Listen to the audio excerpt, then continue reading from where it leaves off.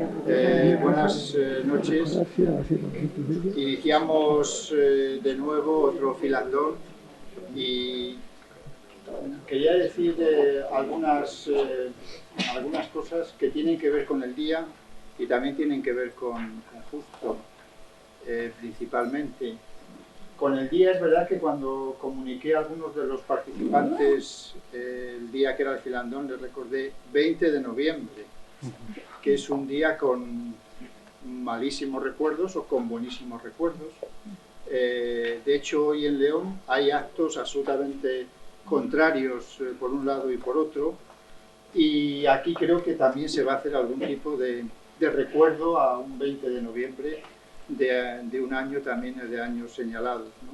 Bueno, está también a punto de aprobarse la ley de educación nueva, totalmente contestada, diríamos casi completamente contestada.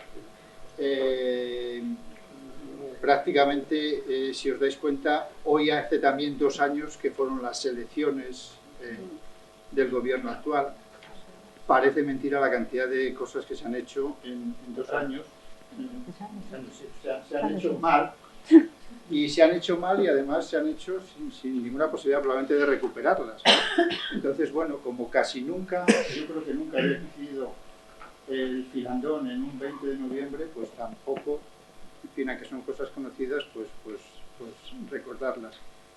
Y también quería decir expresamente que es el filandón de Don Justo. Es decir, es un acto literario en recuerdo de Justo. Porque es verdad que el tiempo atenúa el dolor, incluso es capaz de hacerlo pasar completamente, ¿no? Y hay una frase por ahí que yo creo que es muy adecuada, que dice que el momento un poco de disfrutar de estas cosas es cuando el dolor se convierte en recuerdo, sin que muchas veces el dolor desaparezca completamente. Entonces, es cierto que este acto literario es un acto literario que tiene entidad en sí mismo, pero siempre será en recuerdo de Justo. Porque es verdad que muchos sois asiduos, pero es cierto que dentro de unos años, si se sigue celebrando, como espero que se siga celebrando, tendremos que hablar de quién era Don Justo también, que mucha gente probablemente ya no lo conozca. Entonces, mientras podamos, lo seguimos haciendo. Agradezco a los participantes, más o menos conocidos todos, y habituales, más o menos conocidos todos, repito, y agradeceros la presencia aquí y agradecerle a Paco también, que es un poco el organizador de este acto literario. Lo mismo a Antonio Barreñada, que haga la grabación y demás. Y a los presentes, pues vamos a pasar un buen rato, nada más.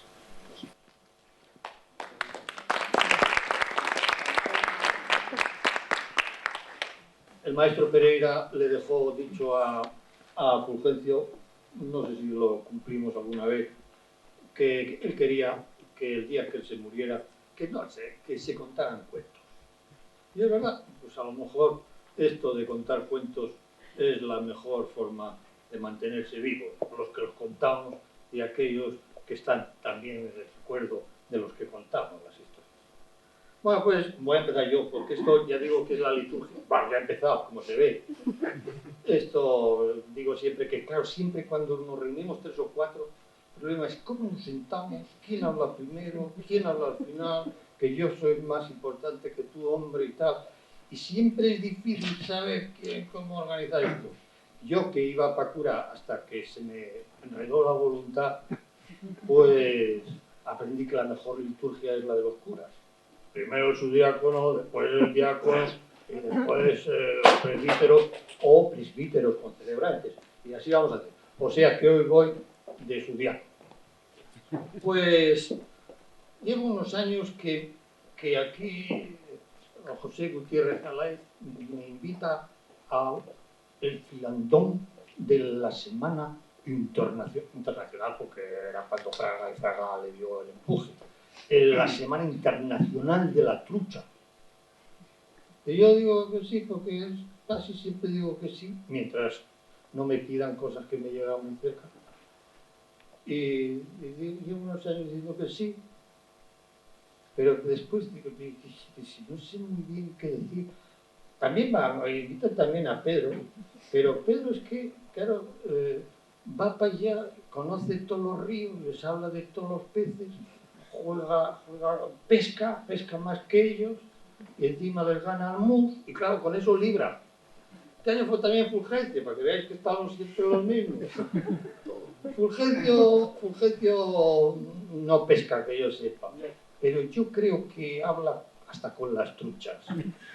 Las truchas yo tampoco sé si le entienden, como los demás, pero oye, se fijan de una manera, le miran y se fijan. Pero claro, me pillan a mí y cuando yo veo en los papeles un filandón para historias de pesca, que si yo solo distingo un poquitín la caballa cuando está en bocadillo, y entonces me veo siempre un poco apurado. Entonces este año me acordé de pronto de un tal Richard Brautigan, que eso era un escritor de una generación perdida en Yanquilandia. Los yanquis han tenido una generación perdida, a la que pusieron el nombre de los beatniks. Nosotros hemos tenido muchas más, pero tampoco le hemos sacado tanto rendimiento. Y este Brautigan pues se pasó para la mayor parte de su vida pues haciendo lo que le daba la gana e intentando huir de la fama. Y estaba tan tranquilo huyendo de la fama hasta que un verano pues le obligarían a ir con la caravana, los niños, la mujer y eso, a un camping, y por matar el tiempo pues escribió un libro que se titulaba La pesca de la trucha en América. Oye, y le pilló ahí la fama. Lo que pasa es que, bueno, rápidamente intentó y lo consiguió hacerse y dejarse olvidar. Lo consiguió muy bien conseguido. La pesca de la trucha en América es un libro maravilloso que habla de todo, menos de la trucha, menos de América, pero está muy bien, muy bien. Claro, y voy a leer, para empezar, para abrir boca, son capitulitos pequeños, y casi lo único que les une es que en todos ellos saca la pesca de la trucha de América. Venga más o menos a cuento. Y este que voy a leer está muy bien. Se titula Toca madera, segunda parte. Y si miras la primera parte, tampoco tiene nada que ver con esta segunda, pero insisto, está muy bien. Dice Don Brautigan: una tarde de primavera, siendo yo niño, en la extraña ciudad de Portland, bajé caminando hasta un cruce singular y vi una hilera de casas antiguas amontonadas como focas sobre un peñasco. Luego venía un largo campo que seguía la suave pendiente de una colina. El campo estaba cubierto de hierba verde y arbustos. En la cima de la colina crecía un bosquecillo de árboles espigados y oscuros. Desde lejos vi una cascada que caía por la ladera larga y blanca, y casi pude sentir su fría salpicadura. Debe de haber un arroyo por allí, pensé, y es probable que haya truchas. ¡Truchas! Por fin la oportunidad de salir a pescar truchas, de atrapar mi primera trucha, de contemplar Pittsburgh. Oscurecía. No me daba tiempo de acercarme a buscar el arroyo. Volví a casa pasando junto a los bigotes de vidrio de las casas que reflejaban la presurosa caída en cascada de la noche. Al día siguiente saldría por primera vez a pescar truchas. Pensaba levantarme temprano, desayunar y salir. Había oído que era mejor salir temprano. Las truchas eran mejores. Por las mañanas tenían algo extra. Me fui a casa a prepararme para la pesca de la trucha en América.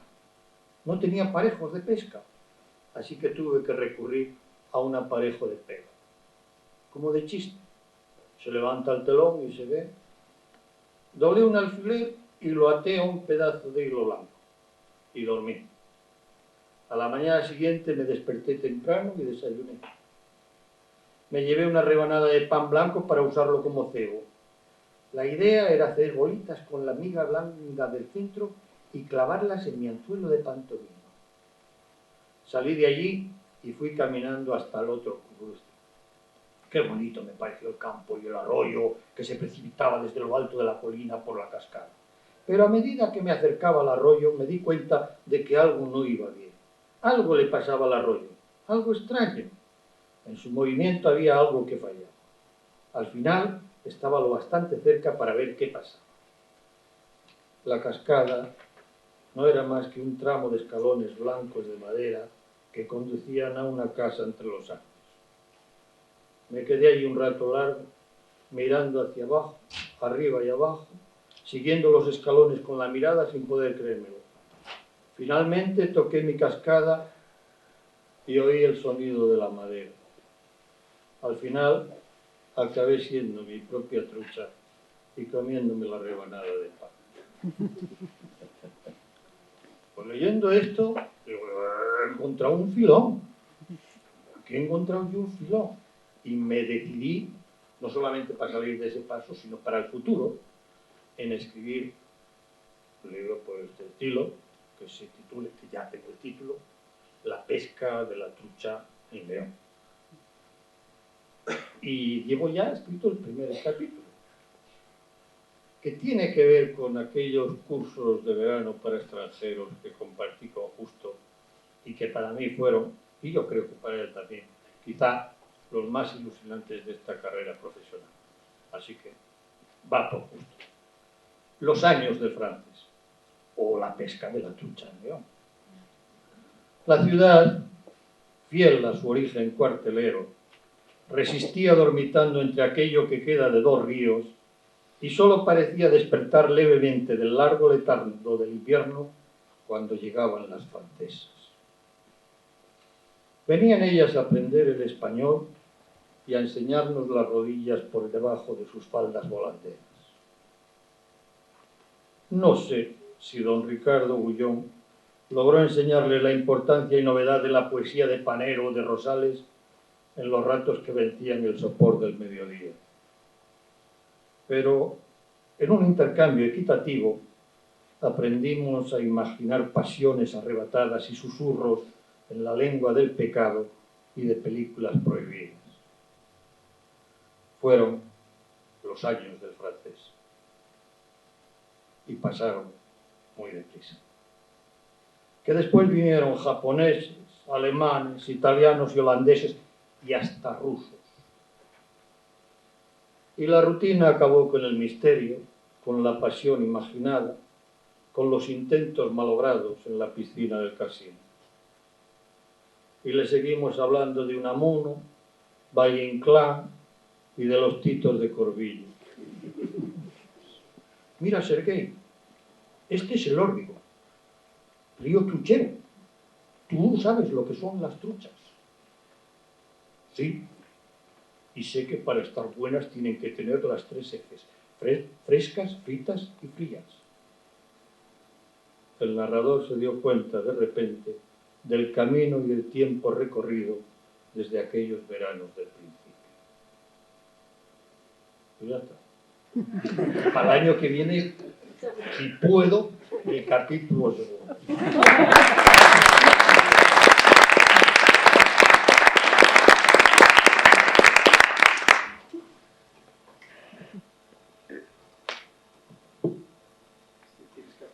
Ahora. Hola, muy buenas tardes. Por conmemorar la fecha de hoy, en la que mueren a la vez, en el mismo día, Buenaventura Durruti y Primo de Rivera, José Antonio. Y después, para conmemorarlo, Franco dijo que mejor día. De manera que me ha dicho Paco que tengo que leer un pequeño relatito inventado sobre un episodio supuesto ocurrido en el arco de la cárcel de León en febrero de 1906. Por sacarse unas perras antes de ir a la escuela y también por brillársela algún día, ayudaba a un leñero de Abadengo en acarreos y repartos. 12 años tenía el chaval. Aquel invierno que aventaba con revoluciones prolongando la Primera Guerra Mundial, vino prolongando la Primera Guerra Mundial, vino volcado en nieves con temporal y cargado de faena para el servil oficio del leñador y carbonero. A las 9:30 de la mañana allá habían acabado y se aprestan a volver a casa el leñero y el rapaz a clase. Pero antes de llegar a cruzar el arco, un alguacil de tasas les echa el alto.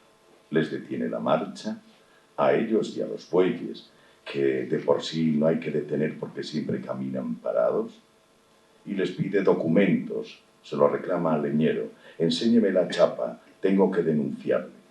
Las ordenanzas municipales establecen taxativamente que todos los carros de leña y urces han de abandonar la ciudad antes de las 9 de la mañana, cosas de los incendios antiguos, y en ello se empecina el alguacil de la gorra de plato.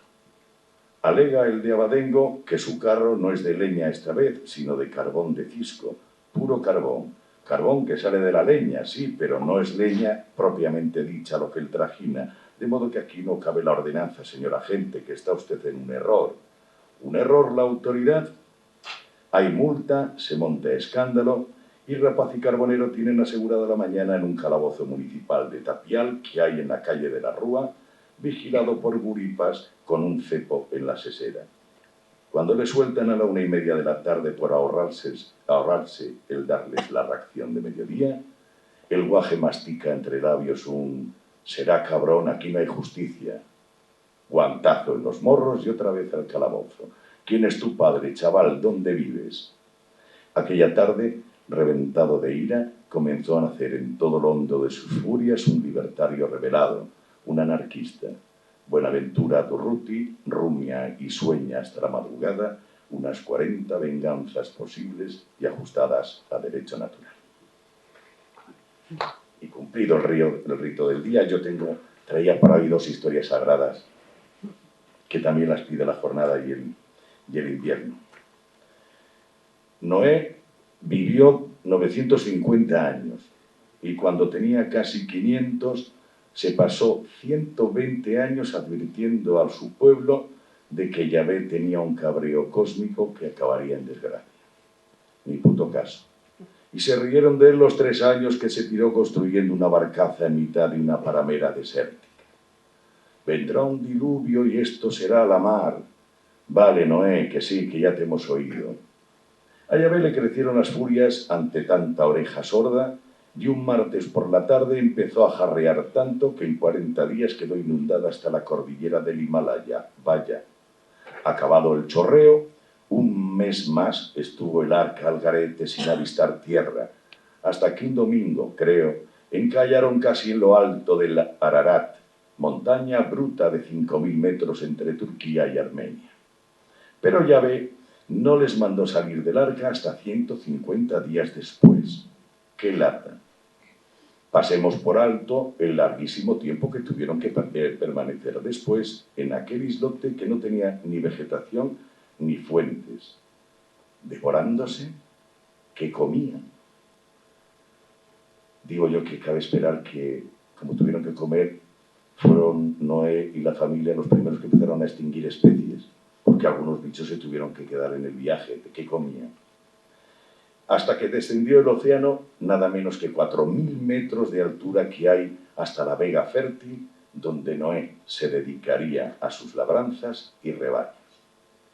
Noé plantó una viña, dice la Biblia, inventó el vino y pilló tal tablón que acabó por los suelos como pardillo de botellón, en cueros, in puribus.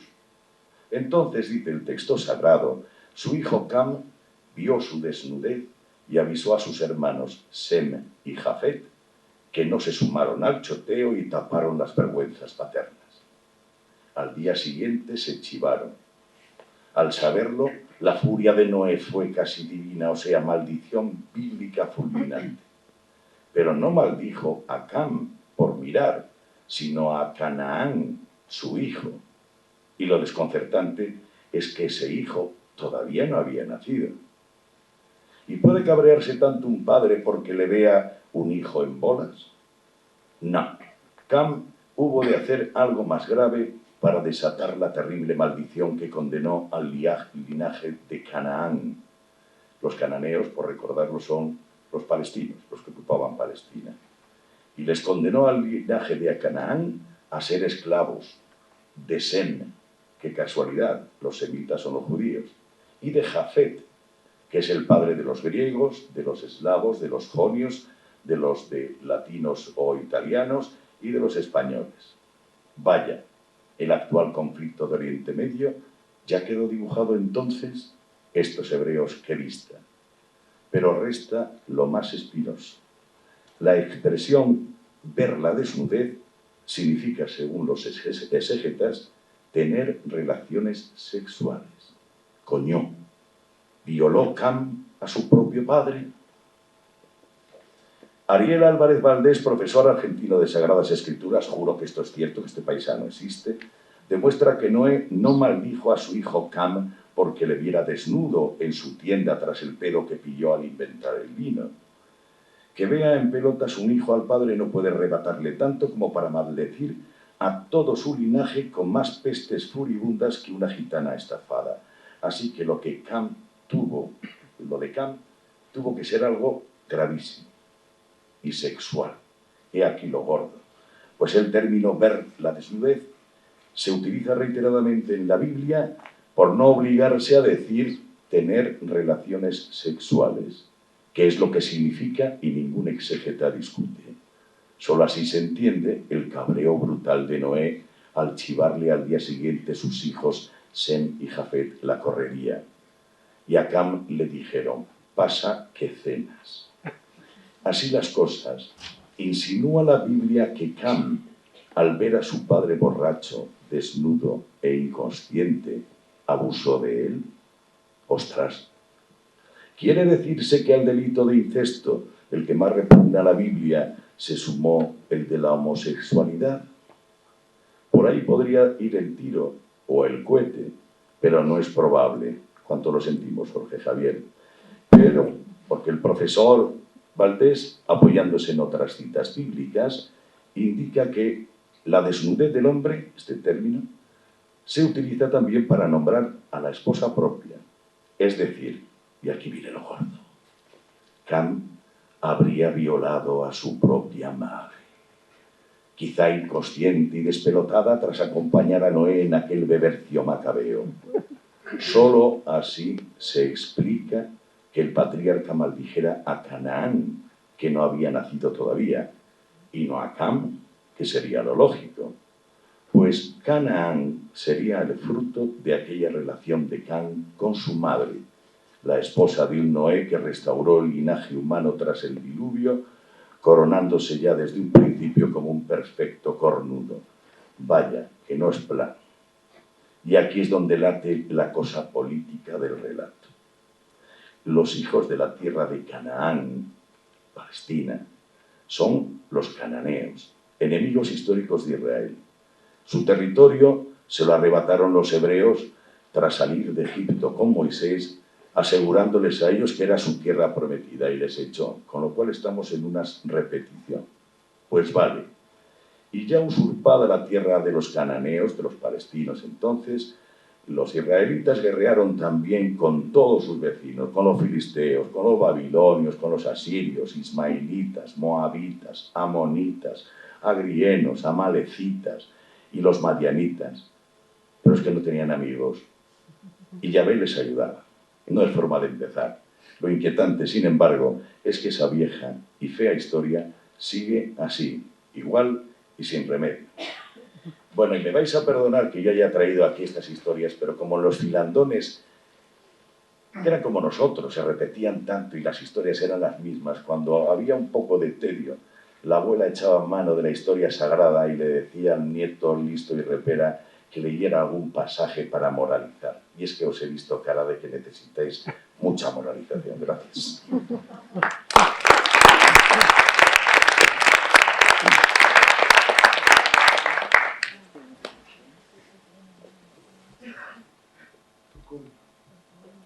Va, sí. Bueno, buenas tardes, gracias por estar ahí. Yo lo del 20N, parece que hay que cumplir el rito. Hoy recordaría un par de cosas. Es que parece que son siempre los mismos. tuve la suerte, la desgracia, un medio pensionista, de... En un mismo día me pasaron pues cosas muy curiosas. Por la mañana fui a una librería, no os voy a decir cuál, la más importante de la ciudad, y ahora voy a vivir encima, y era el 20N. Llegué, andaba buscando libros y el viejo librero me dice: pero tú, ¿en qué periódico trabajas? Eso no se sostiene por ningún lado. Dije, bueno, eso no lo vamos a discutir, pero tú me quieres hablar de otra cosa. Dice, exactamente, ¿qué día es hoy? Digo, miércoles. No, ¿qué día? Dice, en los periódicos es cierto. Siempre decimos el día siguiente, porque te acostumbras a que cuando escribes hoy es mañana, que es cuando sale el periódico. Entonces, cuando tú dices hoy 21, he escrito hoy 21, digo 21. Dice, ¿ves cómo lo quieres? Hoy es 20 de noviembre. Tu periódico no pone nada, pero hoy pasó algo. Hoy murió alguien. Y le dije, Durruti, dijo, ese libro que buscas lo tienen también ahí en Ordoño. Y en ese momento me acordé y digo, bueno, pues puedo ir a hacer un reportaje a otro personaje que yo conozco, que en los periódicos conocer tienes que conocer a mucha gente. Y fue a Villamuñío a ver a don Jesús, el cura. Lo de don, él dice que es don Jesús, pues don Jesús. No sé si es el nombre o no forma parte o no. Que es el que hoy estará diciendo la misa de la Falange a estas horas. Antes la decía en San Marcelo, ahora la dirá allí en Villamuñío. Y aquel día le habían hecho una pintada enorme en su casa que decía fascista. Y cuando llegamos, él había comprado un bote de pintura y ¿qué creéis que estaba? ¿Borrándolo? No. Estaba poniendo debajo gracias a Dios. Esto es realmente cierto en las dos cosas, como es cierta la tercera. Esta tiene cierta gracia, de siempre los mismos. Bueno, la foto del citado Jesús, que ahora se ha hecho famoso porque sale en la tele diciendo unas cosas terribles. Pero recuerdo que cuando se presentó una colección de la crónica, unos fascículos, me parece que eran, los presentaron en el patio del Palacio de los Guzmanes, los Gañanes, diría Pedro. Se presentaron allí a las 12 de la mañana, hacía un sol de justicia. Y bueno, pues habían invitado a mucha gente y había gente que estaba anunciado y entraba. Entre los que entraban estaba Chuchi, Jesús Prieto, el representante de la Falange en León eterno, de toda la vida. Y estaba a ese porque lo había invitado yo y porque lo había llevado yo, porque era uno de los personajes que salía en el libro Ataulfo. Y se pusieron yo entré, vi a Chuchi y le dije a Ataulfo, tú ponte para el otro lado. Entonces lo llevé justo al lado contrario. Y cuando empieza el acto levanta la mano a Ataulfo, y ves cómo era, porque era el zarrón que tenía, dice, tú, colega, esto está muy mal organizado. Aquel cabrón a la sombra y yo, comunista de toda la vida, cara al sol. Dice, no me jodas. Dije, el protocolo ha funcionado muy mal. Chuchi, pásate la cara al sol, Ataulfo, colócate aquí, colócate a la sombra como te corresponde a tu condición de viejo luchador y primer hombre anuncio de la historia. ¿Recordáis de Ataulfo, que es aquel que llevaba el cartel que decía aquello de curas y monjas a trabajar ya? No con el tiempo, ya. Y el cura de Santa Marina solía pasar y como Gila, con sutileza, sin dirigirse a él, como cuando Gila decía alguien ha matado a alguien, decía, usted trabaja. Y Ataulfo también con sutileza, cuando ya habían dado unos pasos, decía muy alto, mi caso es muy otro. Bueno, es la contribución más folclórica que nada al 20N. Pero me hizo gracia que cuando Pedro viajó por los vericuetos de la Santa Madre Iglesia, porque la historia que yo os traigo aquí es una reivindicación de la abdicación ya, como los curas y monjas que tienen a ir a trabajar, del Papa Francisco, por evidente pucherazo en la elección en detrimento de un personaje que era quien, evidentemente, como os voy a demostrar, tenía todos los méritos. Y debo deciros que lamentamos profundamente desde el colectivo que represento como secretario permanente, que es nuevo, es una escisión de un antiguo colectivo en el que yo soy secretario de los dos, que es el de Teólogos de lo Rural con Milagros Reconocidos, que tenemos la sede postal, por si nos queréis mandar algo, Rodrigatos de la Obispalía y todo el alfoz de aquel pueblo, que tenga que ser ahora, precisamente, en el reinado de un papa que se llama Paco, como el profesor Flecha, aunque él realmente se apellida Vector, pero en su humildad, pues, sigue como Flecha, cuando tengamos que denunciar de manera solemne el pucherazo que un Estado hermano, como es el del Vaticano, realizó en la última elección de Papa en favor del citado Francisco y en detrimento de nuestro hombre Vitalino, el de Genicera, que, conscientes de que sus méritos eran incuestionables y evaluados de forma justa, como se puede hacer en una facultad como esta, y más en un día como hoy, en recuerdo de don Justo, incluso habíamos elegido nombre para su papado, que, para que se viera que también venían nuevos tiempos, era el de Jennifer Soledad. Imaginamos que primero, porque no pudimos mirar en los archivos de nuestra sede en Rodrigatos si hubo otro Papa Jennifer Soledad anterior, creemos que no, pero es que el que tiene la llave de los archivos es camionero y le ha salido un viaje a Ghana y tarda en volver. Cuando vuelva comprobaremos si hubo otro Jennifer Soledad anterior y en la próxima edición del papado, porque Vitalino todavía es joven, cuando sea reconocidos todos sus méritos, pues reinará como Jennifer Soledad I o Jennifer Soledad II, según corresponda. No queremos, por supuesto, hacer ningún tipo de acto contrario a las ordenanzas de este Estado amigo y hermano. Que si tenemos argumentos teológicos para la denuncia del pucherazo, nos sobra.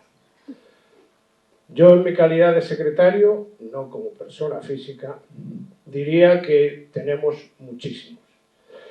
Si Agustín de Hipona, que vosotros le diréis San Agustín, viviera, no dudaríamos en hablar de que Vitalino o Jennifer Soledad hablaría de Miraculum en cuanto dijera su nombre.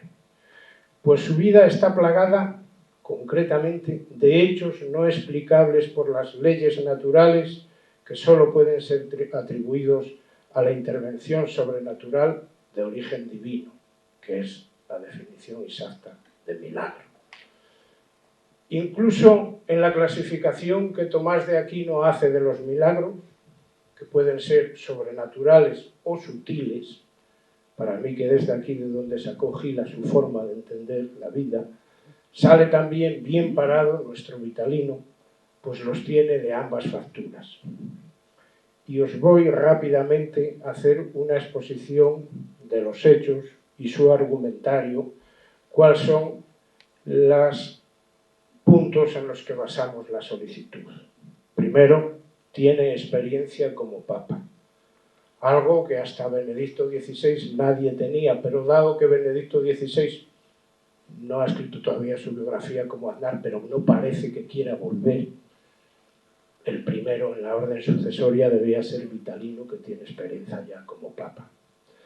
Segundo, tiene una admonición a un superior, además de la carrera eclesiástica, para que no perdiera un sacramento ya recibido que estaba a punto de perder. Tercero, salvó a un suicida. Cuarto, es el aviso y el dolor en su propio cuerpo preventivo por los mártires. Quinto, sabe cómo afrontar la desgracia ajena en carne propia. Sexto, está documentado el milagro de hablar idiomas que no conoce y aún más de traducirlos cuando los escucha en las televisiones. Séptimo, es el autor de la parábola de la cabeza fría. Y octavo, sobre todo incuestionable teológicamente, de cómo resolver el misterio teológico de que los ricos jamás entrarán en el reino de los cielos. Él sabe cómo hacerlo para que sí puedan entrar. Os explico brevemente cada uno de estos papas, experiencia como papa. Desde que tiene 17 años y ganó la condición de mozo, Vitalino tiene un trabajo todos los años, el día de la fiesta del Santísimo Cristo de la Paz, que es presidir el acto solemne de la espera del amanecer milagroso, que no se ha producido un milagro todavía, pero se espera el amanecer, todo el pueblo espera el amanecer en la cantina, y Vitalino en esa noche trabaja como papa, se viste como papa, e incluso se paseó por el pueblo en un burromóvil antes de que nadie hubiera inventado este papamóvil. Un forcado al que se le pusieron unos cristales para que él pudiera pasear por allí sin decir ni palabra, simplemente bendiciendo. La admonición a un superior. Esta fue una cosa milagrosa porque Vitalino solo era un simple monaguillo, un pequeño monaguillo.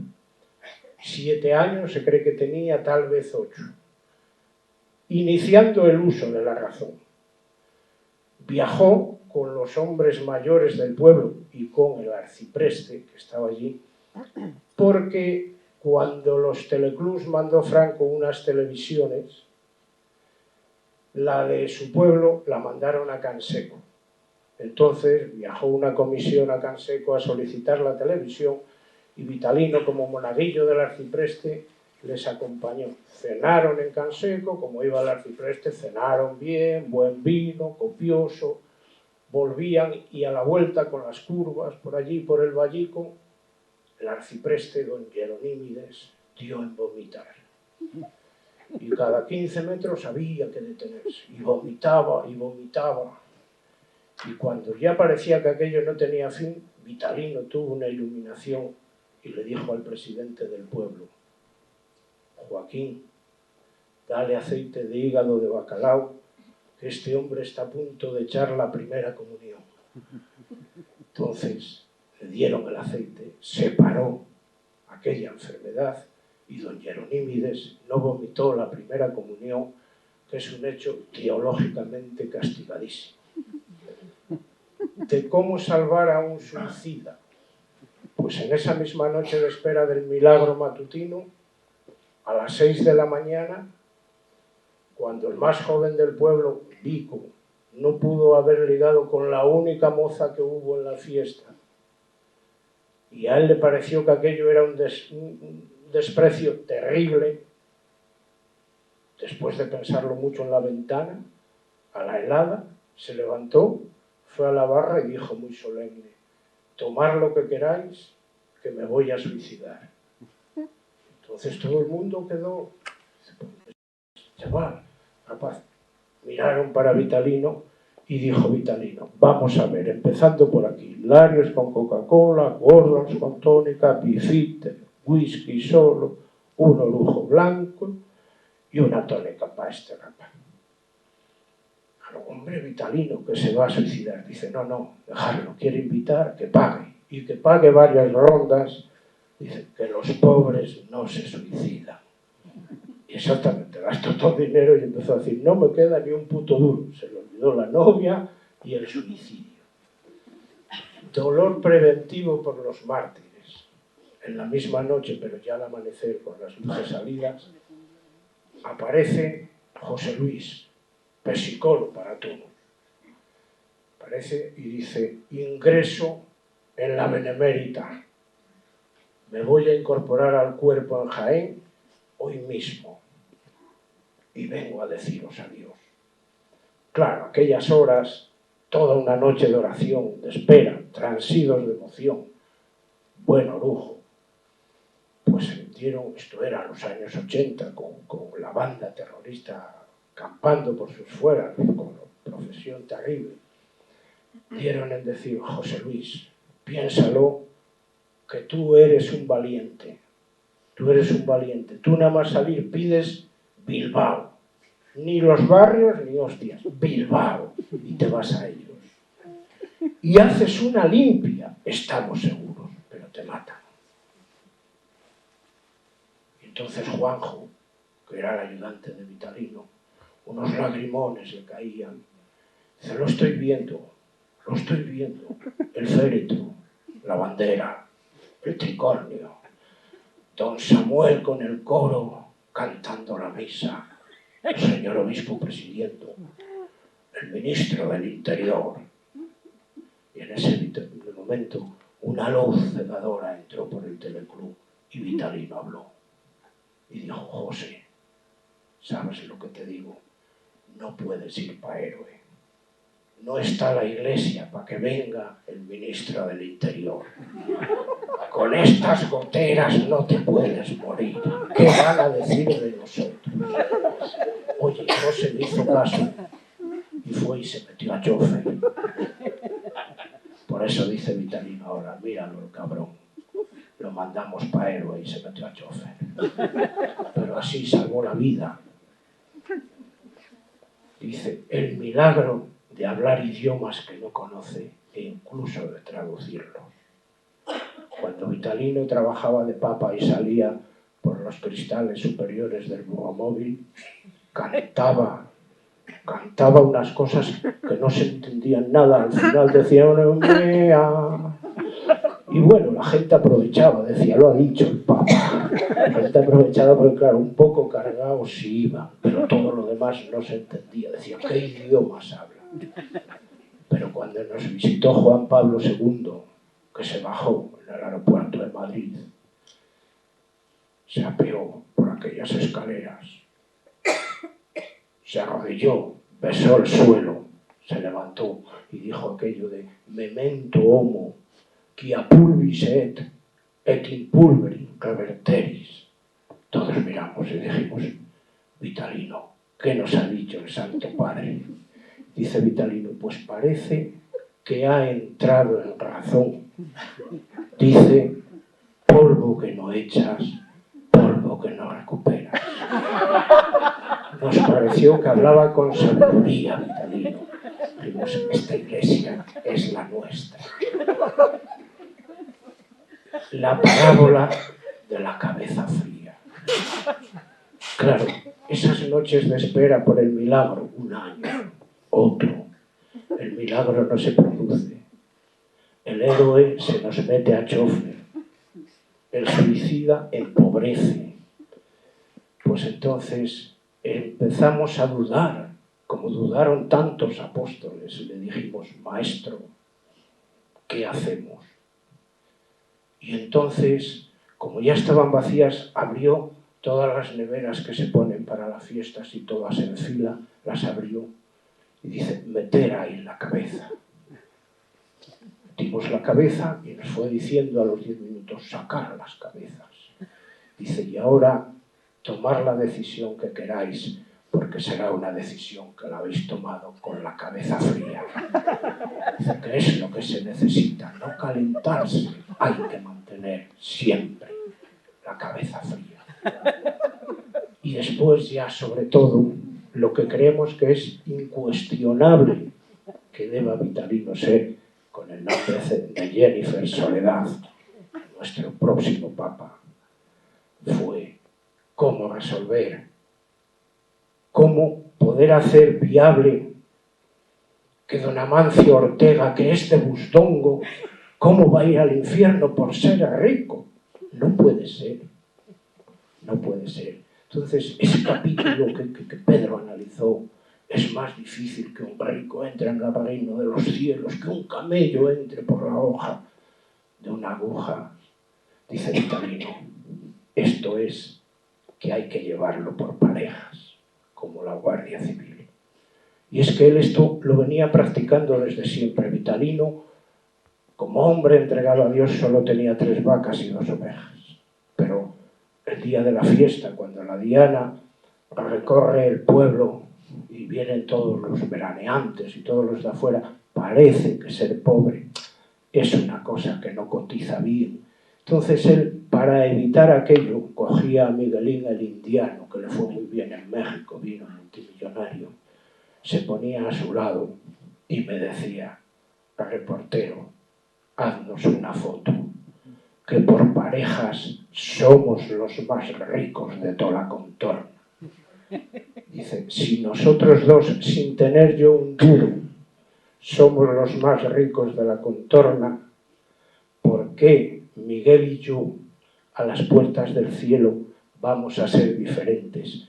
Yo aportaré ante Pedro, que es el portero, mi pobreza y él su sabiduría. Resuelto teológicamente algo que a la Iglesia también le preocupaba, porque, dicho sea de paso, los que no entran en el reino de los cielos cotizan bastante más también para esta causa. ¿Cómo no fue nombrado Papa? Tenemos que denunciarlo. Sabemos que desde esta ciudad y desde esta diócesis se ha influido mucho para que no fuera nombrado, porque tiene en su biografía impecable un pequeño apartado oscuro que no debería contar para nada. También Pablo se le aparecieron en el camino de Damasco y se convirtió, pero el apartado lo tiene cuando nos visitó don Luis Almarcha para inaugurar el alcantarillado.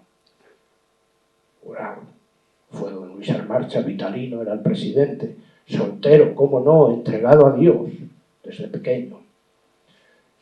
Pero don Luis, no sé si no lo sabía, no sé si le gustó el vino que le pusimos. El caso es que estaba visitando y allí, cuando ya llegamos los lugareños, pues el introductor de embajadores iba presentando, pues este chico es maestro aquí en el pueblo de al lado, este otro es el teniente de alcalde, don Vitalino es el presidente de la Junta Vecinal. Hombre, ¿qué tal? La Junta Vecinal, ¿cómo lo lleváis? Bueno, pues muy bien, muy bien. Y don Luis, por aquello de acercarse, familiarizarse, le dijo, bueno, Vitalino, ¿y qué tal la presidenta y los presidentines? Y Vitalino no quiso contrariar al señor obispo tampoco, que era soltero, y le salió pues con una de esas salidas suyas tan beatíficas como las 9 que os he explicado. Le dijo, muy bien, don Luis, ¿qué tal la obispa y los obispines? Bueno, pues don Luis lo tomó con gracia, pero a la hora de la verdad nos ha costado no tener un papa leonés y sobre todo no tener un papa que se llama Jennifer. ¡Qué pena!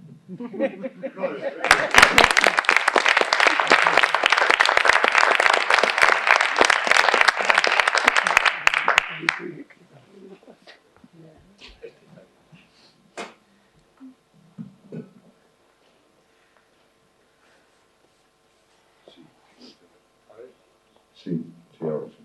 Bueno, buenas tardes. Gracias de nuevo, como digo de nuevo, porque el año pasado también estábamos aquí. Gracias por invitarme a estar aquí. Bueno, pues simplemente por recordar la fecha, todo es espectral por lo que se ve en esta fecha.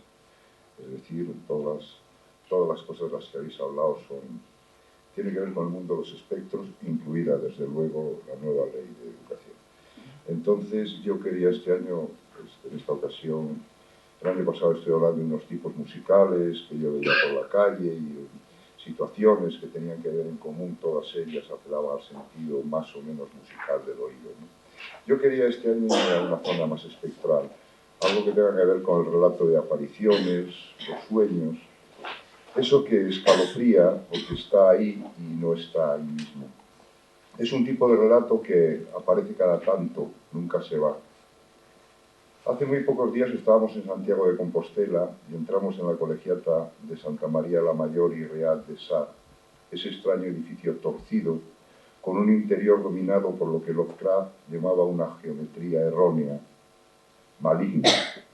Era una tarde lluviosa, no había un alma por la calle y en la iglesia solo nosotros 5.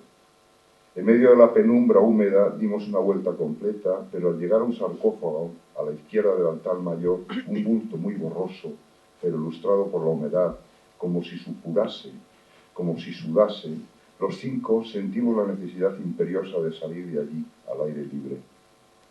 No comentamos nada, pero en la sobremesa de la cena Un amigo se puso a contar lo que él había visto y sentido. Y aquí viene la sorpresa, para nuestra sorpresa y cierto temblor. Nos habló de repente, soy amigo de esa persona desde hace 25 años, nos habló de su capacidad para ver lo que los otros no somos capaces de ver, por mucho que nos atraiga el asunto y hayamos escrito sobre ello. Vio sobre el sarcófago una madeja de sombras agazapadas en movimiento, muy lento, un lento movimiento como de nido de arañas. No es la primera vez, nos dijo, y no es un reflejo eso que veo, porque es tridimensional, puedo verlo de distintos ángulos. Son formaciones, ectoplasmas, solían llamarse en el espiritismo clásico, que aparecen en los lugares cargados de dolor, de tormentos. Por eso las iglesias, según nuestro amigo, son muy propicias para encontrarlos. Están por todas las partes y algunos pueden verlos. Son las formaciones ectoplasmáticas, los ovillos del dolor pasado. Bueno, este es un cuento que sin premeditación ninguna nos aconteció hace unos días y desde luego podía salir de ahí, podía salir de un relato de M.R. James o del propio Lovecraft. Y ya digo, los cuentos de aparecidos siguen sucediendo, por más escéptico que sea uno, de repente le asaltan y uno tiene que creer que ese amigo que no te había contado nada de esto y que no ha enloquecido para nada en absoluto, ve eso que tú no has visto, pero que de algún modo seguro que sentimos los 5 y nos hizo salir de allí lo antes posible. Bueno, yo soy medio adicto y algo especialista como Sabater, por ejemplo, mucho más especialista en todo que yo y en esto también, claro, pero a los cuentos de miedo. No de miedo exactamente, sino de espectralidad, de apariciones, de situaciones. Lo que pasa es que yo llego a ellos casi siempre a partir del sueño, que procuro sanamente que no se convierta siempre en pesadilla. Entonces voy a leer algo de este material que tengo aquí y allá. Algunas son sueños, digo, transformados. Otros pues tienen que ver con ese momento en el que la realidad, lo real, el día, gira un poquito y de pronto te das cuenta que estás en medio del sueño en pleno día, ¿no? Los virtuales. Era un inmenso galpón o almacén, bastante mal acondicionado, donde trabajaba mi amigo Miguelín el Mudo, con contrato temporal. Estaba encargado de manejar la vida de los virtuales, y en eso consistía su oficio. Se acercaba la hora de cerrar el almacén y apagar el mecanismo que los convocaba diariamente. Entonces, el Mudo terminaría su turno y se iría a los bares de la villa, y yo con él, que para eso me había acercado a buscarle en su trabajo. El mundo de los virtuales se quedaría a oscuras hasta la mañana siguiente, a las 7 en punto, cuando todo se reanudase otra vez. Nada siniestro había en aquel circo del que yo era el único y casual espectador. Los virtuales se movían a su aire, un tanto sonámbulos, pero tenían una vida alegre. Estaban armando juerga, iban muy animados de acá para allá, vestidos con ropas de un trusó fantástico, chirriando su jerigonza. Y había uno que se hacía pasar por turco, otro por mercader, había una sultana y una liliputiense con muy buenas proporciones. Poco a poco, el carnaval de su espejismo derivaba en orgía, pasa a diario, me explicó mi amigo. Entonces yo, abandonando mi puesto de observación, charlábamos sentados junto a un sencillo panel con 4 luces que él se encargaba de manipular, tuve el impulso de echarme a una mujer que tenía la cabeza y el pubis rasurados. «Mete ahí un dedo», me dijo ella, a lo crudo, y ninguna mujer me había permitido nunca tal cosa así de primera, sin más saludos ni presentaciones. Al recoger los muslos sereños, alcancé la entrepierna, puse el índice en la ranura de labios tan limpios, era su hucha perfecta.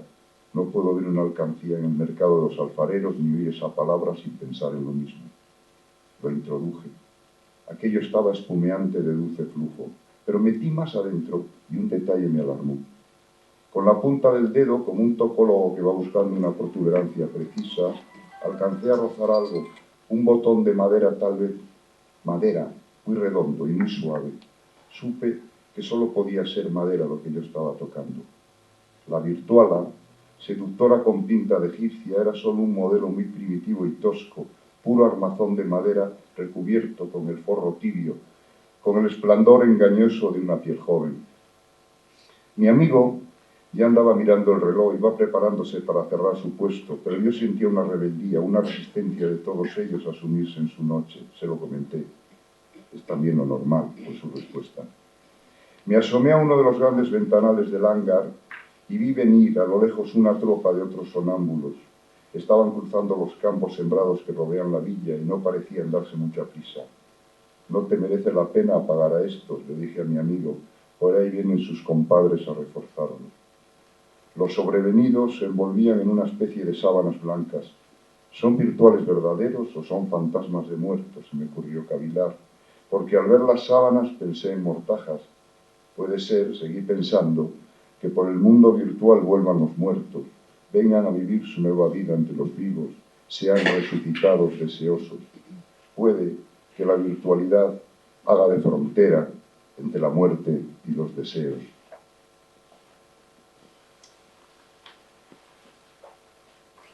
Ahora me voy al día en el que algo gira y lo lleva a esa zona un tanto espectral, o al menos para mí, y así os lo voy a contar, cómo me pasó. Casa natal. Paso enfrente de la casa en que nací, Solares de Picón, calle B, número 10. Me parece verla envuelta por una maleza, zarzales espinos, como aquel palacio del bosque en que la bella durmiente pasó sus 100 años. El mundo de las galerías, las traseras de las casas que van quedando al descubierto cuando se derruye un edificio vecino. Aparecen los aposentos interiores, que decía Robert Balsa. La galería soledada de mi casa natal, que nunca había vuelto a ver desde que la abandonamos, en la otra vida, en correspondencia con la galería de casa de mi juventud, en la calle Tarifa, ya oscura y fría para los restos. Vista de espaldas, desde la cara oculta y en sombra la casa natal.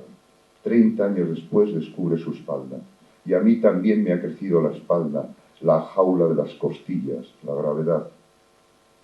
El revés de lo conocido, su espalda, son para mí esas calles penúltimas, casi tan efectivamente ignoradas como el soterrado cimiento de nuestra casa o nuestro invisible esqueleto, escribe literalmente Borges en Nueva reputación del tiempo. Gente antigua vi entrando en la casa natal y me parecieron familiares olvidados. Porque yo sigo viviendo en la ciudad en que nací. No solo eso, sino que desde hace años, cada tanto de pasar, digo, delante de la casa natal, abandonada en la adolescencia, nunca vi a nadie asomado a las ventanas, la del comedor con sus muebles de un barniz casi venenoso, la de la salita de estar con la luz de sus cortinas de cretona, la del dormitorio donde casi me matan unas tifoideas infantiles. He vuelto 1000 veces a esos huecos como soñador. Tampoco he visto a nadie abriendo o cerrando la puerta, que es una casa de 2 pisos. Puerta que conserva el mismo pomo que yo oprimía en la otra vida. Muchas veces he tenido la tentación de llamar y presentarme a los habitantes. ¿Cómo me presentaría? ¿Como un vendedor? ¿Como un revenant? ¿Un reencarnado que recuerda sus vidas pasadas? Nunca lo hice. Y el otro día, por primera vez en todo ese tiempo y bucles de la imagen, memoria, nostalgia, miedo, qué sé yo, vi a una mujer y a un niño en el portal abierto de la casa. Y eran, en una rápida ojeada, gente antigua. Es una casa pobre en un barrio muy reformado. Me parecieron conocidos, familiares. Se contagiaron, pues, de lo fantasmático que bulle en mi memoria. Hubo algún reconocimiento. Tal vez en ese portal me espere un poema. Gente antigua abriendo la puerta de la casa natal. Y aquí ha entrado a saco todo el imaginario privado del que tanto recelaba Roland Barthes. Y por fin, una mañana veo el portal abierto y 2 niños sentados en su escalón. Sin dudarlo, me acerco, pregunto, ¿puedo pasar? No reparan mucho en mí y paso. Parece difícil de creer, todo sigue igual a como lo dejamos hace tantos años, el pasillo oscuro, con su olor a humedad permanente, la escalera que se derrumbó un invierno y quedamos aislados por 15 días. Y ahí estoy parado, clavado, y aparece otro niño, me mira y da una voz. ¡Mamá, es un payo! de mi casa, en lo alto de la escalera, sea una mujer joven y amable, una mujer gitana. Yo doy explicaciones, origen, nacimiento. Viven ahora gitanos en mi casa natal. Vivimos como gitanos, decía siempre mi madre, y mi hermano jugaba con ellos, se hizo amigo de ellos, podía jugar con ellos, cosa que yo no conseguí nunca. Y por fin se cierra el círculo, y abierto por fin su portal, tanto tiempo cerrado. Qué alegría, qué tristeza, qué alegría. Para terminar, voy a leer un par de películas. Yo lo que hacía, como tanta gente hizo, cuando teníamos que echar el tiempo en algo, pues contábamos películas, ¿no?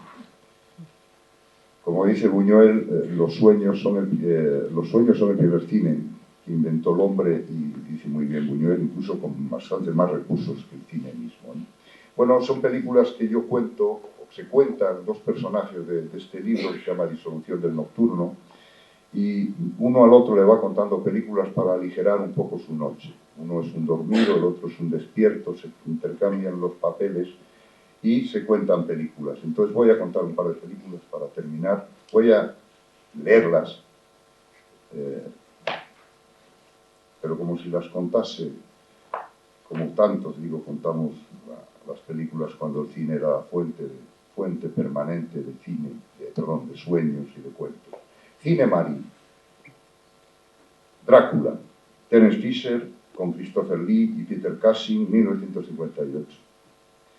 En los alrededores del castillo un prado, un arroyo, un pontón para cruzar el agua, pero todo está sumergido en el frío, vaos, brisas heladoras que traspasan el lugar, la neblina congelante que se levanta del arroyo. Ese frío y la ausencia total de pájaros, y era multitud en el bosque y a lo largo del camino por donde subió el mensajero Harker. El enviado al castillo, portador de un recado, se acerca a la gran puerta y tiene que echarse el aliento en las manos. Ya está en la proximidad del que hiberna, aquel que no conoce el verano. Al entrar en el caserón son una música imparable.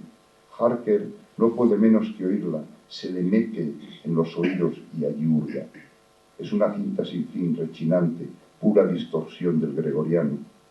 Y entonces aparece el conde y lleva un cordón negro, signo del que está ofrecido al mal, como aquellos que se ofrecen al nazareno y llevan un cordón amarillo sobre la camisola morada. El señor del castillo duerme, tumbado en su abandono, ha hecho su cama en la tierra pútrida, en un estercolero. En el exterior hay buena luz, entre los árboles de un soto, y esa es una imagen que conforta.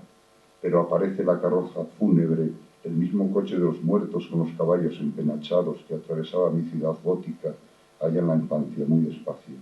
Con esa luz y con sus propias tinieblas se asocian los dos modos de seducción del conde, sus cortejos. Lucha contra el sol, pierde y solo queda un anillo en el polvo. Cine azul, la invasión de los ladrones de cuerpos, de Don Siegel con Kevin McCarthy y Dana Winter, 1956. Los amantes huyen del pueblo apestado y se refugian en una gran oquedad, en el túnel de una mina, bajo unas tinieblas, una especie de sarcófago. Sus perseguidores ya solo conservan la apariencia de humanos, pero su identidad ha cambiado por completo, son alienígenas, son los otros. En el túnel hay aguas detenidas, barros, putrefacción. La mujer, muy fatigada, se duerme por 5 minutos. 5 minutos que han bastado para consumar la palingenesia atroz. Un beso del novio la despierta, pero con el beso nace el miedo, la prueba de que esa mujer es ya otra, ya no responde a la caricia. El miedo es un beso frío. Hay que salir huyendo como de los Nosferatus, después de haber conocido el horror. Quizá demasiada dosis de horror, pero espectral y desde luego de barraca de feria, es lo que he querido contaros hoy. Gracias.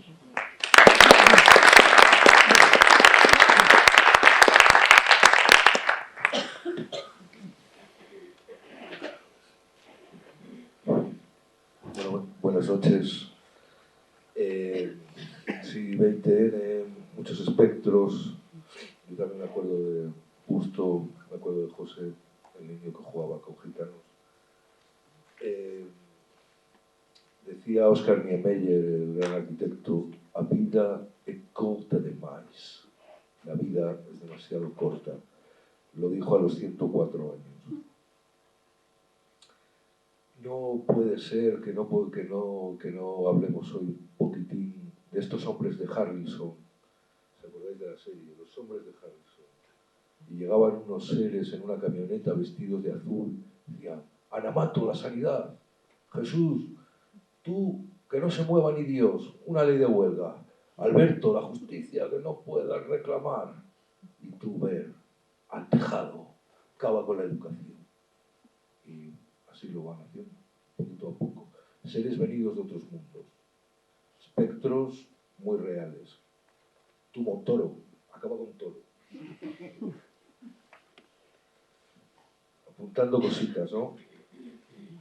A vida é corta demais, que decía el maestro Oscar Niemeyer a sus 104 años, son maneras de medir, como la de uno de esos sabios del pueblo de Fulgencio, que para una buena nevada, antes de la implantación de los servicios de meteorología, la pregunta ¿hay nieve?, utilizaba la expresión una cacha y un cacho.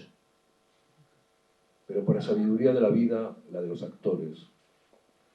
Actores de casta, como el viejo Paul Newman. Preguntado por quién mandaba en su casa, el bueno de Paul se apresuró a responder, sin duda mando yo. Y ante el silencio asombrado del periodista explicó, mi mujer se encarga de las menudencias, escoger el colegio de nuestros hijos, dónde iremos de vacaciones, si hay que cambiar de casa, la ciudad donde viviremos, pero las cosas importantes, por ejemplo, las relaciones entre Estados Unidos y China, eso lo llevo yo personalmente. Sobre Fernando Ferrán Gómez, el mismo que afirmaba que no hacía teatro porque no le gustaba que le mirasen mientras trabajaba, contaba José Luis Cuerda cómo intentó contratarle para su película Mala Racha. Para hacerla, Ferrán Gómez puso sus 3 condiciones habituales. No decir más de 5 líneas seguidas, no rodar más de una página diaria y no tener que montar a caballo ni conducir vehículo alguno. Cuerda le envió una carta hablándole de 2 pequeñas salvedades. En una ocasión tendría que decir 6 líneas seguidas y uno de los días habría que rodar una página y media. Fernando Ferrán Gómez le respondió con un escueto, el actor no hará la película. Otro actor con sabiduría y actitud cheli era Antonio Gamero, el mismo que decía aquella frase de no se está en ningún sitio como fuera de casa. Acuñó otra muy interesante que es no les cuentes tus penas a los amigos, que les divierta con perdón su puta madre. De los diferentes caracteres masculinos y femeninos decía Ernesto Sábato, tengo para mí que siempre habrá un hombre pensando en salvar el mundo mientras su casa se viene abajo y que en el otro lado del espejo siempre habrá una mujer intentando salvar su casa mientras el mundo se derrumba.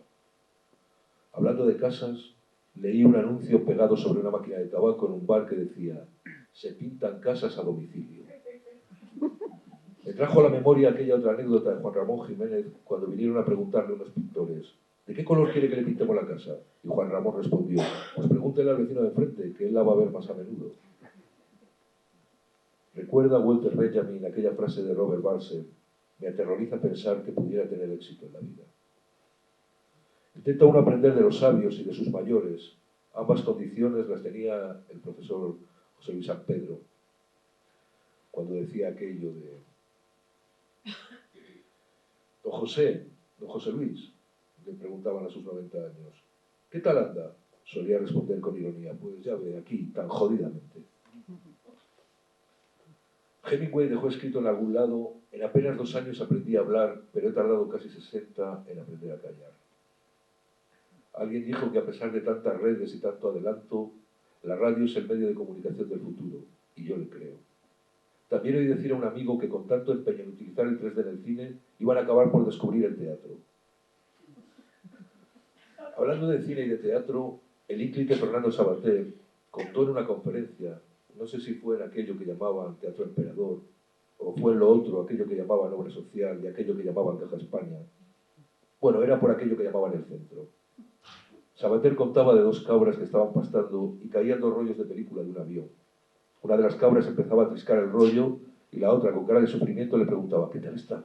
Dice, me gustó más la novela. Sí, señoras y señores, habrá que tomárselo con humor y estar atentos, porque incluso por internet llegan a veces algunas cosas que parecen inteligentes. Esta fábula me llegó por ese medio. Había una vez un rey que quería ir de pesca. Llamó a su pronosticador del tiempo y le preguntó el estado del mismo para las próximas horas. Este le tranquilizó diciéndole que podía ir tranquilo, que no llovería. Como la novia del monarca vivía cerca donde éste iría, se vistió con sus mejores galas y ya en camino se encontró un campesino montado en su burro, quien al ver al rey le dijo: «Señor, es mejor que vuelva usted, va a llover muchísimo». Por supuesto, el rey siguió su camino pensando: ¿qué sabrá este tipo si tengo un especialista muy bien pagado que me dijo lo contrario? Mejor sigo adelante. Y así lo hizo. Y por supuesto llovió torrencialmente. El rey se empapó y la novia se rió de él al verlo en este estado. Furioso, volvió al palacio y despidió a su empleado. Mandó llamar al campesino y le ofreció el puesto. Pero este le dijo: «Señor, yo no entiendo nada de eso. Pero si las orejas de mi borrico están caídas, quiere decir que lloverá». Entonces el rey contrató al burro y así comenzó la costumbre de contratar burros como asesores, que desde entonces tienen los mejores puestos y los mejor remunerados del gobierno. Es que los animales son la leche. Me vienen a la mente dos dueños de perro.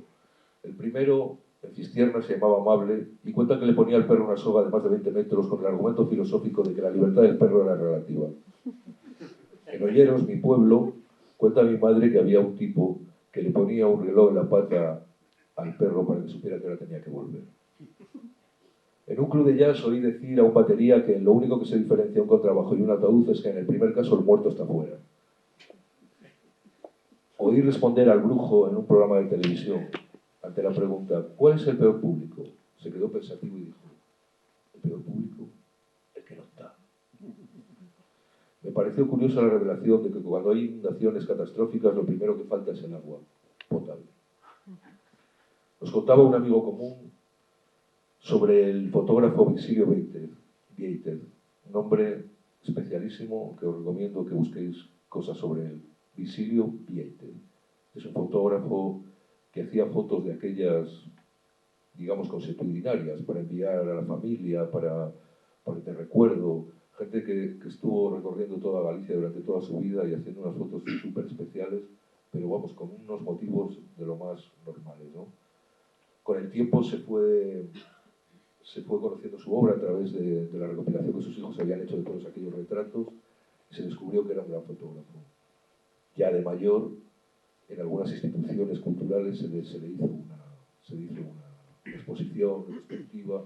Este hombre llegó a ir a Madrid, ¿no? Nos contaba nuestro amigo que conocía al hijo de este Virgilio, que contaba esta cosa de que ¿qué tal tu padre? ¿Cómo ha llevado esto de ir a Reina Sofía y tal? Dice: bien, dice, lo que pasa es que ahora mi padre no quiere caldo, solo quiere canapés. Le preguntaban a José Luis Corda, el director del cine, sobre ese mundo que había creado El amanece que no es poco, ¿de dónde salía? Y entonces José Luis Cuerda contaba un par de anécdotas sobre su padre. Cuenta que un día apareció sentado a los pies de su cama y despertándole le dijo: José Luis, he oído que hay petróleo en Burgos, vamos a la bolsa. Y que otra vez llegó a casa y mandó a toda su familia que se sentara en un sofá. Él se puso en una especie de silla que tenían para el piano, un taburete de estos del piano, se puso delante, todos expectantes a ver qué iba a hacer el padre, y les dijo: vale. Dice: no, es que voy a comprar un coche y quiero saber si sabéis montar. Disfruté mucho con aquella, vamos, ahí eso se explica, ¿no? Todo lo que después vino, ¿no? Como aquello de la calabaza, ¿no? Calabaza, cae en la tarde y vengo a despedirme. Calabaza, tú que podías estar en la mesa de los ricos y los poderosos, sin embargo has elegido el bancal viejo. Quiero agradecerte todos estos años que no me has abandonado, como cuando el negro dejó preñada a mi hermana, o me caparon el hurón a mala leche. El otro día había una viñeta de Forges en el periódico en que un personaje le decía al otro: ¿sabes que se ha entregado a la justicia el inventor de los abrefáciles de los embutidos? Y el otro le respondía: ya era hora. Oí decir a alguien en la radio: el verano es la única verdadera patria. Creo que es lo único por lo que merecería la pena dar la vida. Derek Bowe, rector de la Universidad de Harvard, declaró tajantemente en un debate: Si la educación les parece cara, prueben con la ignorancia. Bueno, y ya para terminar voy a leeros unas pequeñas estampitas de un amigo que, hablando de espectros, no ha podido venir. Bueno, pero es un hombre muy talentoso, es una especie de genio. Es un genio de esos extraños. Y yo como escritor podría vivir de lo que a él se le cae del plato, ¿no? Pero a él no le da mucha importancia. Lo escribe, lo deja ahí, y bueno, como cayó en mis manos y sabía que me iba a encontrar con ustedes, había decidido leerles algunos de estos cuentos. Este hombre, que ya les digo es un genio, pero que nadie le conoce y él no hace nada porque le conozcan, es de una zona que se llama Sanabria, esa zona que es una especie de Macondo, ¿no? Que está entre Portugal, Galicia, León, Asturias y tal. Y este tipo ha escrito un librito de relatos que no ha publicado y que probablemente no publicará nunca, y que yo me aprovecharé de todo lo que pueda porque me encanta, y que se titula Lo último que sé de aquel pastor. Hace unas pequeñas estampas sobre aquella tierra maravillosa. Os voy a leer algunas. El día del corazón de Jesús, Ferramentas, el leñador, dormía todavía la borrachera por la noche de la noche anterior, aunque eran ya más de las 12.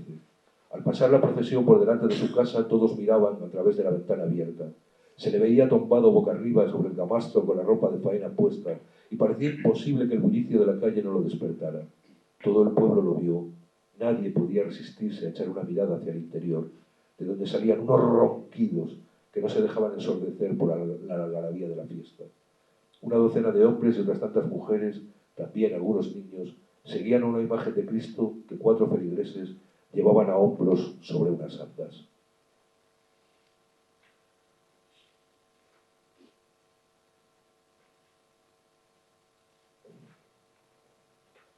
Era cabrero, aunque lo que le gustaba era andar con la carpeta bajo el brazo buscando a alguien para hacerle un contrato de seguros.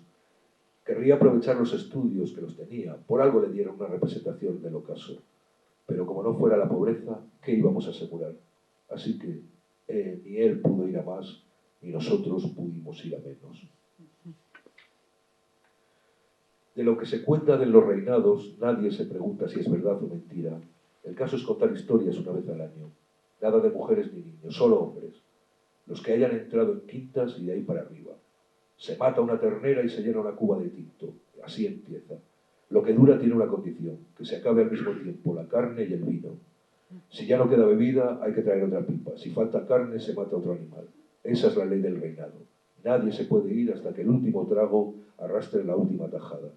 Un año duró 3 semanas. Ya no aguantaban el asco de beber vino a fuerza de comer vacas. Algunos meados y cagados. Es lo malo que tienen los reinados, que pueden ser muy largos. Ya estoy harto de que todos los años me toque el mismo papel. No quiero hacer de Judas Iscariote. Quiero ser Jesucristo. Pero hombre, Judas, otra vez con lo mismo, dijo Pedro mientras intentaba pescar una trucha que se movía en el fondo del río. Sabes de sobra que ese papel es de don Jesús el maestro. Tú eres analfabeto, eres incapaz de aprenderte los sermones. Y además eres muy tímido, no puede ser. Bueno, vale, pues entonces dame el papel de Judas Tadeo. Ese lo hace Tadeo el portugués, que no tiene que decir ni una palabra en toda la función. Él no puede hacer otro papel. No puede ser que diga, seré eu maestro. Pues ¿sabes lo que te digo? Que pienso ir a hablar con el cura y no respondo de lo que pasa.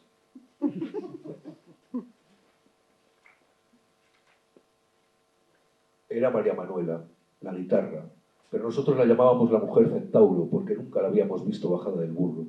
Subida en él, alcanzaba a llenar el cántaro en la fuente, segar la mies con la guadaña, rastrillarla y cargarla al carro. Arreaba al animal clavándole una uña que había dejado crecer y afilaba, hasta darle forma de aguijón para poder perforar el cuero y la pelambre del pollino. Pero era como si se rascase ella misma. Los 2 cuerpos componían una sola figura y ambos eran extremidades el uno para el otro. Nunca los vimos por separado hasta que se murió el burro. Entonces supimos cómo era de alta.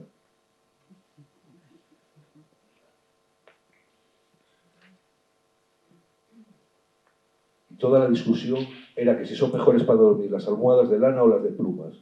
Uno decía que son más blandas las de plumas. Ya, decía el otro, pero es más descansado el sueño de la lana, porque las ovejas, ¿no ves que son tranquilas? Los pájaros son inquietos y vuelan así, como moviendo las alas. Te agitan los sueños.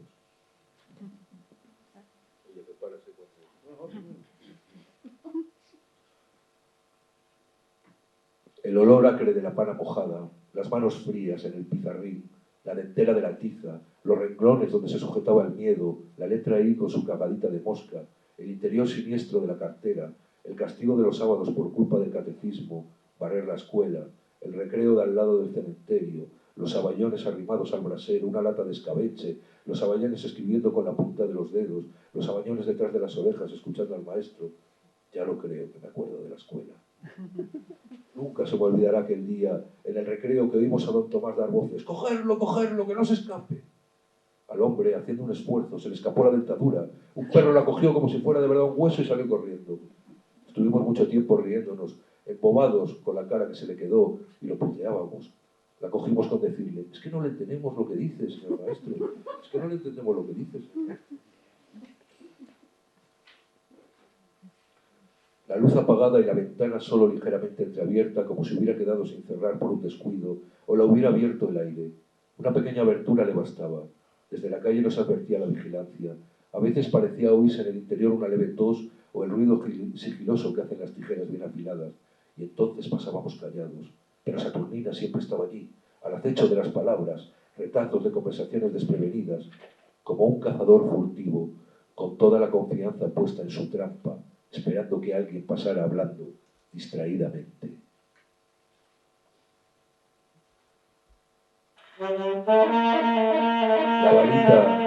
La varita de fresno.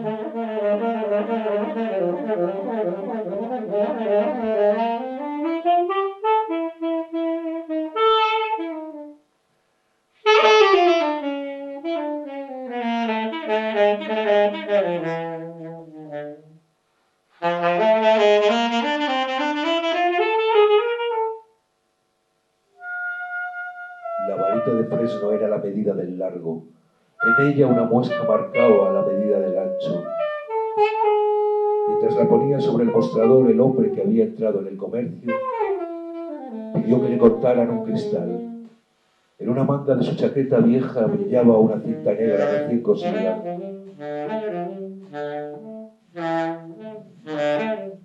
Cuando el cristal estuvo listo, sacó otro palo más pequeño y dijo al tendero: es para unos zapatos de mujer blancos, pero que no le aprieten, pero que no le aprieten, pero que no le aprieten.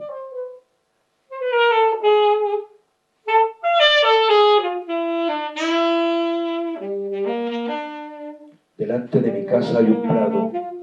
Todas las tardes vienen a él una mujer y una vaca. La mujer trae una silla y una vara. Mientras la vaca come, la mujer está sentada y de vez en cuando da golpes con la vara sobre la hierba, como si para sus adentros cantara distraídamente una canción.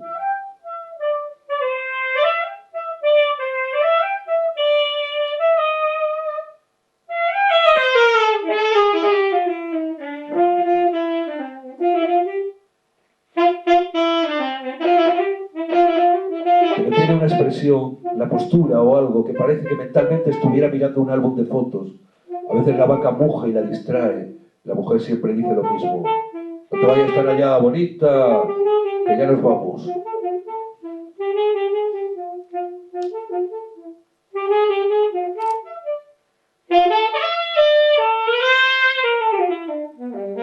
El carpintero tenía el libro abierto en una repisa sobre el torno.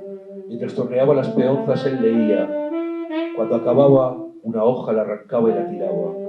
Y cada tarde, al barrer, iban en el mismo montón virutas y hojas de papel que su mujer recogía para encender el fuego.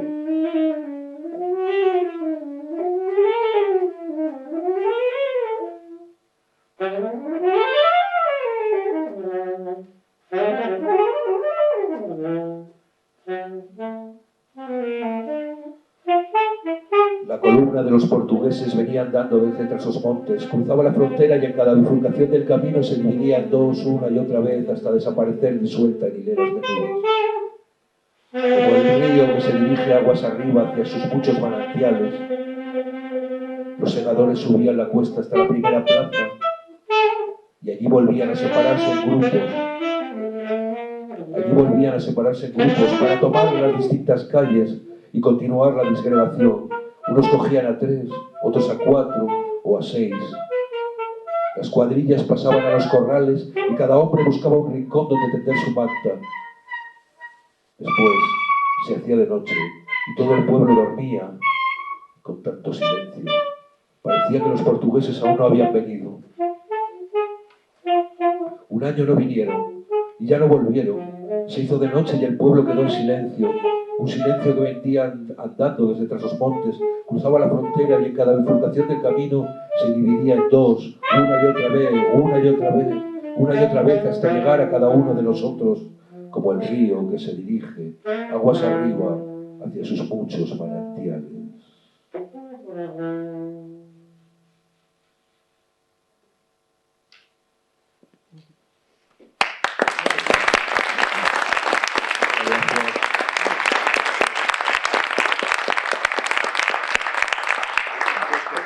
Musical a las narraciones del amigo Pastor, ¿no? El último. Hay que decírselo. Esto se tiene que enterar, que se lo ha leído aquí. Lo vamos a decir, pero a él no le va a importar, porque este es un hombre que no le da importancia a estas cosas. Él, por ejemplo, que es un genio, ¿no? Y que sin embargo se ha arruinado, dejó a su mujer por una prostituta, no sin antes arruinar a toda la familia de su mujer. Y es así él, y no le da importancia, y además se le cayeron todos los dientes y tal, sin embargo, y él sigue la vida como si nada, y Volver a los 17 es su canción favorita. Bueno, pues hasta aquí hemos llegado, creo. Quedamos todos convocados para el último miércoles a las 7 de la tarde, miércoles de noviembre del año que viene, y pidámosle con devoción a su santidad Jennifer, Papa in Pectore, que no faltemos ninguno.